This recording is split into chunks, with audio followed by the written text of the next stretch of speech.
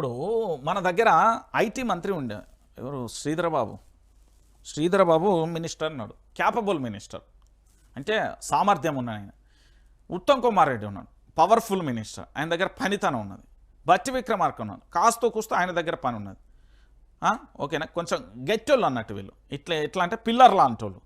వీళ్ళు ఉన్నాక కూడా కాంగ్రెస్ ఊకే తుకడలు ఎందుకు అవుతుందో నాకు అర్థమవుతలేదు. గట్టోళ్ళు ఉన్నారు, మంచిగా పనిచేసేటోళ్ళు ఉన్నారు, అనుభవం ఉన్నోళ్ళు ఉన్నారు, గతంలో మంత్రిగా పనిచేసిన వాళ్ళు ఉన్నారు. మరి అయినప్పటికీ ఇంకా కాంగ్రెస్ ప్రభుత్వం మీద ఎందుకు ఆరోపణలు వస్తున్నాయో నాకు అర్థమవుతలేదు.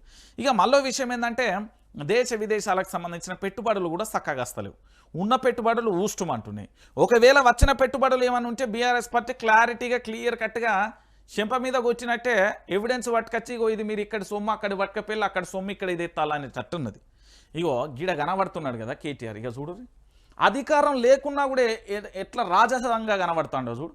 మన దగ్గర నుండి పోయి పూర్తి స్థాయిలో పెట్టుబడులు తేవడానికి పోయినట్టుగా లేరు. ఒకసారి మీరు చూడు. నేను ఎందుకంటున్నా అంటే ఇక్కడ గట్టి మినిస్టర్లు ఉన్నారు తెలంగాణలో, కాంగ్రెస్ పార్టీలు ఉన్నారు, కానీ ఆ హూందాతనం కనబడతలేదు. ఆ హూందాతనం ఆ వ్యవస్థే కనబడుతుంది. వాళ్ళ ముఖాలు చూసినా, వాళ్ళ సూటు బూటు చూసినా అంతగా ఆకర్షించలేకపోతున్నారు. ఇప్పుడు కేటీఆర్ అనేటైన విపక్షంలో ఉన్నారు, బీఆర్ఎస్ పార్టీ అధికారంలో లేని పార్టీ. అయినప్పటికీ కూడా బీఆర్ఎస్ పార్టీ రజతోత్సవాల కోసం విదేశీ గడ్డ మీదకి పోయింది, పెట్టుబడులు తెచ్చినట్టుగా ఉన్నది ముఖం. మరి ఈ హూందాతనం కూడా ఎందుకు తెచ్చుకోలేకపోతాలో మా మంత్రులు, నాకు బాధ అనిపిస్తుంది ఈ విషయంలో. మా రాష్ట్రంలో పెట్టుబడులు పెట్టండి, ఈజ్ ఆఫ్ డూయింగ్ బిజినెస్లో దేశంలోనే నెంబర్ 1గా ఉంది. కేసీఆర్ నిర్ణయాలతో అగ్రస్థానంలో నిలబడ్డాం. హైదరాబాద్లోని గ్లోబల్ టెక్ హబ్గా మార్చాం.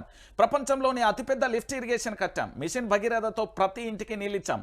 లండన్ బ్రిడ్జ్ ఇండియా వీక్ 2025 సదస్సులో కేటీఆర్ మాట్లాడుతున్నాడు. ఇక చూడు, ప్రభుత్వం ఇక్కడి ప్రభుత్వం అదే మన రేవంత్ అన్ననో లేకపోతే ఇంకోరు పోతే మాది అప్లపాలు అయిపోయింది, ఆగమైపోయింది, 1,00,000 కోట్ల స్కామ్, ఓ ఇల్లనా మలనా పులనా ఇంటావే అయ్యయ్యో ఇట్లా ముచ్చట్లచ్చు. ఇలా నేను ఏమని చెప్తున్నా అంటే తెలంగాణ ప్రాంత ప్రజలారా, మీరు అందరూ కూడా ఆలోచించాల్సిన విషయం ఏంటంటే అదే అధికార పార్టీకి సంబంధించి కనుక వాళ్ళే పోయి ఉంటే రకరకాలుగా చెప్పేటోళ్ళు. కానీ ఇక్కడ విషయం ఏమైపోయింది అంటే పూర్తి స్థాయిలో మనం చర్చించాలి. ఇక చూడురి, ఒకసారి మీరే చూడురి, విపక్ష పార్టీలో ఉన్నాడు, దాంట్లో ప్రధానంగా కూడా ఆయనకు అవసరం కూడా లేదు, కానీ మన రాష్ట్రం గురించి పరాయి దేశంలో ఎంత అద్భుతంగా చెప్తున్నాడు. మా రాష్ట్రంలో పెట్టుబడులు పెట్టుర్రి, మా తెలంగాణ రాష్ట్రంలో పెట్టుబడులు పెట్టుర్రి, ఈజ్ ఆఫ్ డూయింగ్ బిజినెస్లో దేశంలోనే నెంబర్ 1గా ఉంది. కేసీఆర్ నిర్ణయాలతో అగ్రస్థానంలో ఉన్నాం. హైదరాబాద్ను గ్లోబల్ టెక్ హబ్గా మార్చాం. ప్రపంచంలో